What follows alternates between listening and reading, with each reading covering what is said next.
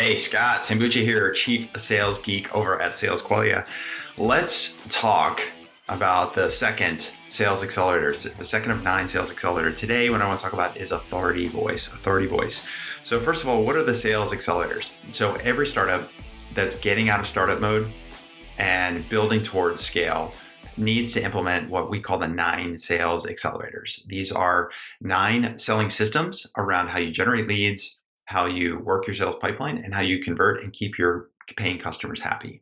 And so today what I want to talk about is what we call authority voice, how to show your authority voice to your marketplace. And here's why this is important. I mean, like, think about your company, think about your product, think about why you started your company in the first place. You started your company because you saw a problem in the marketplace. You saw the problem that nobody else was solving the right way, or none of the existing solutions were solving at all. And you know more about that problem than probably anybody in the world, including your prospects, because that's all you're doing each and every day.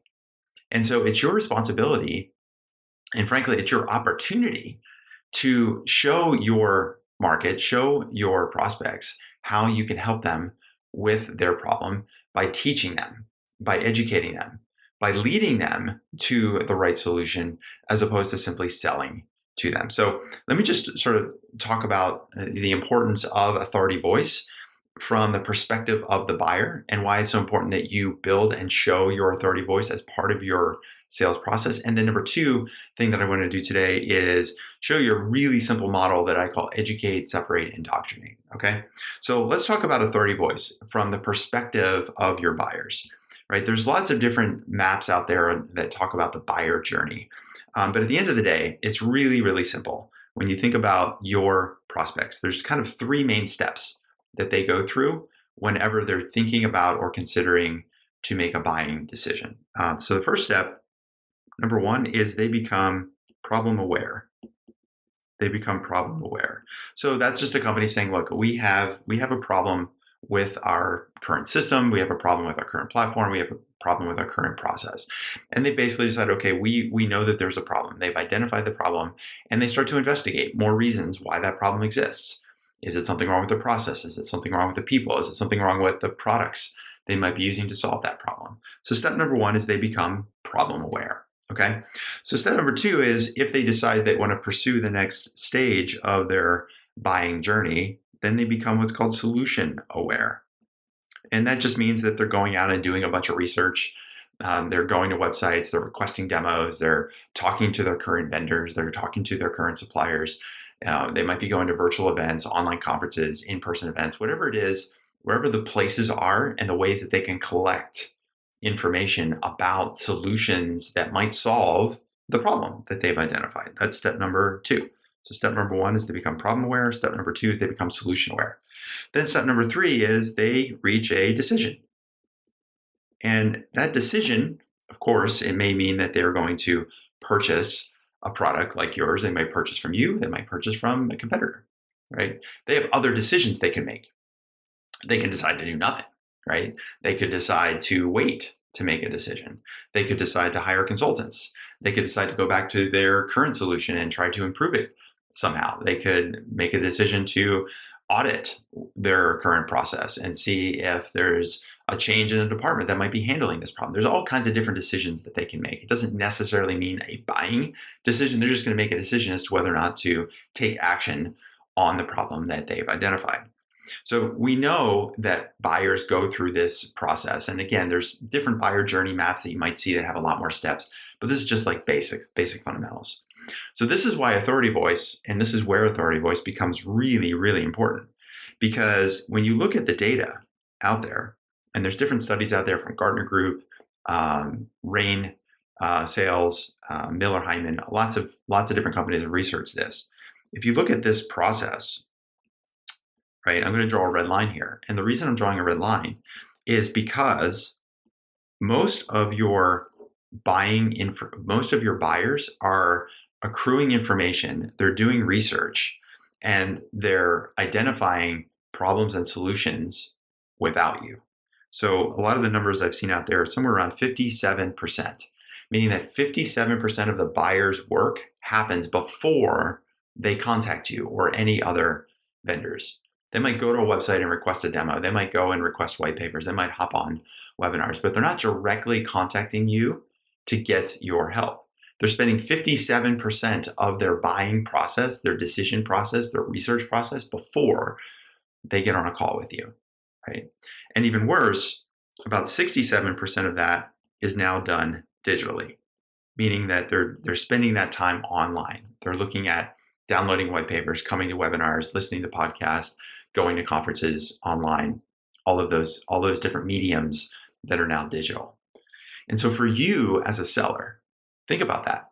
If by chance they happen to find you as part of that first 60 or 70% of their buying process, if by chance they happen to find you and you haven't done anything to help them understand their problem, and certainly haven't done anything to help position how your solution fits into their problem, now you're going to be stuck in that famous situation is like, hey, show us the demo. We want to see what you got.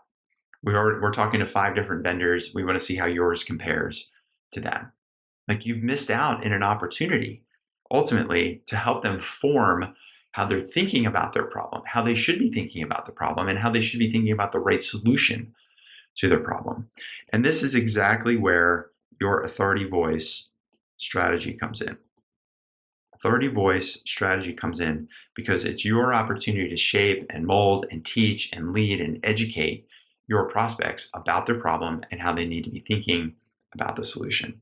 And so that brings me to a really simple model that I want to share with you about how you need to go about and how you need to think about your authority voice strategy. So I like to think in really simple models. And so if we draw a really simple 2x2 here, and on the x-axis here, let's call this the old way of doing things.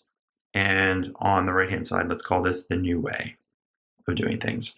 And on the top, we want to talk about where you fall on the spectrum relative to the rest of the market. And so if you're a startup, especially if you're a startup, you've built the solution, you've built the product, and it's probably a new innovation in the marketplace. You probably didn't start your startup, you probably didn't build your product because you want it to be just like every other solution that's out there. In a lot of ways, everything you're doing is new. You're getting your prospects to think about the problem in a whole new way. That's how you build your product in the first place. And so the challenge that you have as a seller is that most of your prospects are starting here. This is where prospects sit today.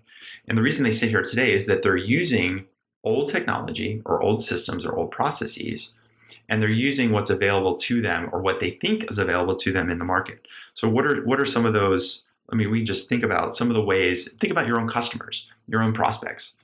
What are they doing right now in terms of the problems that they have to try to solve those problems, right? They're probably using things like spreadsheets. I mean, how many people out there as a startup, when you're going in and selling, you're not selling directly to another software company. What you're trying to do is get them to get away from using spreadsheets or SharePoint, right? Or some kind of manual process. We have a client that works with healthcare systems and hospitals, and they're literally replacing pen and paper in some places. Like, it's 2020, and healthcare systems are using pen and paper for competency and compliance programs. And so they have to show how their product is going to replace those manual processes. So they're using SharePoint, they're using Excel, they're using pen and paper. They might be using some 1990s tech or older. I remember when I was at Blend and we were working with a mortgage servicing operation in the early stages of our company. They were using DOS-based screens, like ridiculous stuff, right? Really, really old technology. But this is where, as a startup, this is probably where your prospects are sitting right now. They're using the old way of solving the problem, and they're using what they think is available in the market. And this is the first step of building and showing your authority voice, is we need to, before we even talk about our product, before we even try to show a demo, even before we try to sell them anything, the first thing we need to do is we need to educate them, right? We need to get them from thinking about the old way to the new way. So the first step is educate. And so what we need to do is get them thinking about what are the new ways that they could be solving this problem.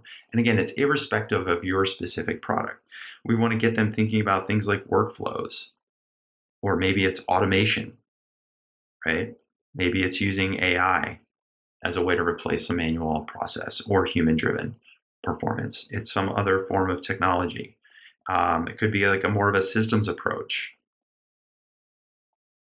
Could be an integrated or data-driven approach.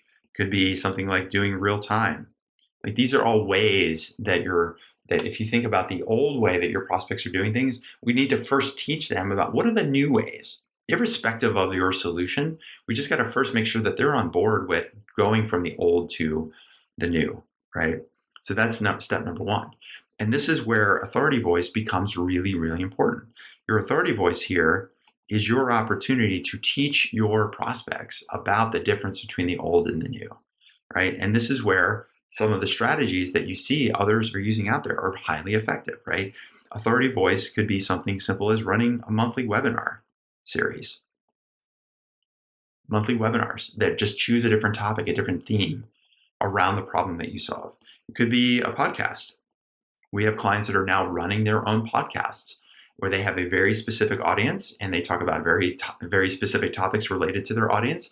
And even though it doesn't have a million listeners, even if it has 100 listeners, if those listeners are your target market, what you're doing is you're helping your prospects think about their problem, right? You could be a guest on other podcasts. We have some clients that are going around and being guests on other podcasts. So without having to produce their own show, they're getting their authority voice out there. It could be speaking at events and conferences. It could be creating your own event. We have another client that just ran what they call the Retail Crime Summit. They had over 2,000 people across the world join them for a couple of days where they set up this online event and it positioned them as an authority in their marketplace for the people that have the problem that they solve, right? It could be a white paper. It could be something as simple as a long form blog post, right? It could be a book that you've written. Books are much easier to write than you think they are, right? And what I'm not saying that you need to do all of these things. What I'm saying is like pick one, right? You need one opportunity. You need one place that as you're going out and contacting your prospects and helping them understand their problem, you need one place to send them so that you can position yourself as the expert. You can position yourself as the person that's educating them on how they need to be thinking about the problem and how they need to be thinking about the solutions to those problems, right? So if you do that effectively, number one, now what you've done is you've created an environment where you've given yourself permission to do step two, which is separate. Because if you think about what are we looking at down here?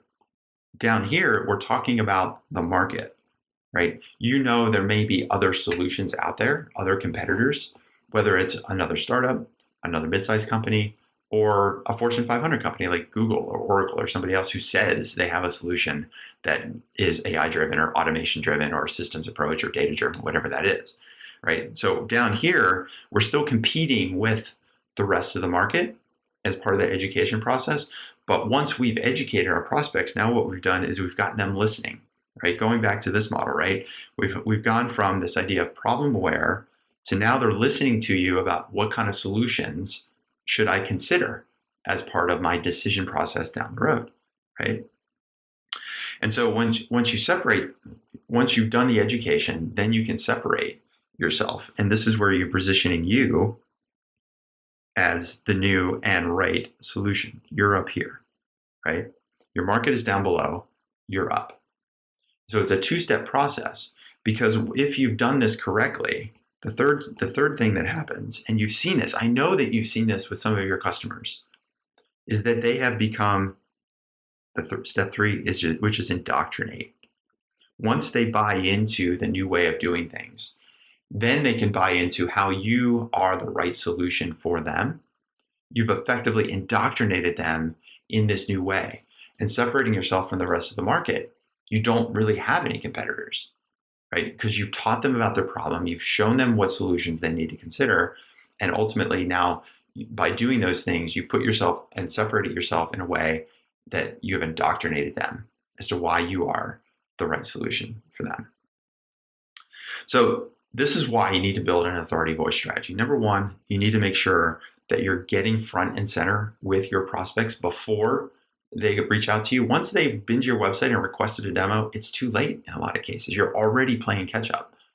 So instead, in a digital world where you have an opportunity to reach your target market, right? You have an opportunity to very quickly and easily share your authority voice on places like LinkedIn, on getting people onto your marketing list, on creating webinars in order to continue to build that list. If you're not doing those things, by the time you get to the request to demo, you're already behind and you're going to be playing catch up. You're going to be playing catch up against competitors, or you're going to be playing catch up in the minds of the prospect because they will have already made 60% or more of the decision before even getting in touch with you. And then that's why it becomes so hard to get people to change into your way of doing things. This is why if you've been in that situation where somebody requests a demo and you've talked to them and you realize like, wow, they've been researching options for months and they've already decided on what kind of solution they think they need.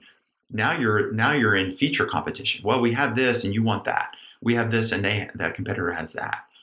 The problem is you waited too long to get in front of the customers. They've made that most of that decision without you. You didn't have a chance to help them form their thinking about the problem and the solution. So this is the authority voice strategy. This is why we call it one of the 9 sales accelerators. Because if you do this the right way, number one, it's going to help you fill your funnel. We talked about funnel fillers in the past. If you are using your authority voice, it's an opportunity for you, instead of just like cold emailing people and asking them for a demo.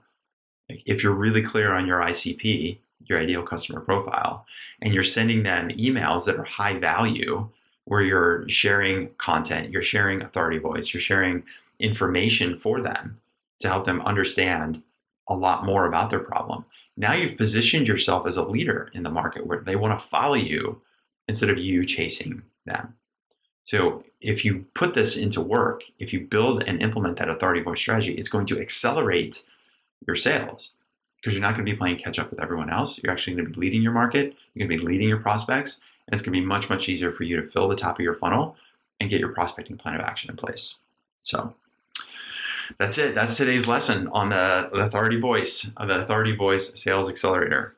If you want some help with this, this is one of our areas of expertise. It's one of the systems that we help our clients build and implement every single day. We work with early stage and late stage, or early stage and growth stage startups. So if you're a seed round funded B2B startup, A round, and you're looking for ways to accelerate your sales, give your sales team and give yourself better leverage with your customers, have better conversations, and really position yourself as the authority that you know that you are in your marketplace, then you should probably have a conversation with us because we might be able to help.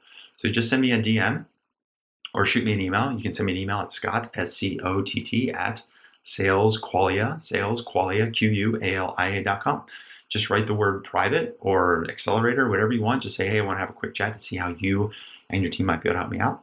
And we'll hop on a call. Have a 15-minute chat, see if or how we can help you. And if we can spend some more time together. And if not, then that's okay too. So that's it for now. That's the authority voice strategy. Make sure you get out there and figure out and identify how you can educate, separate, and indoctrinate your prospects. All right. That's it for now. Scott Sambucci signing off.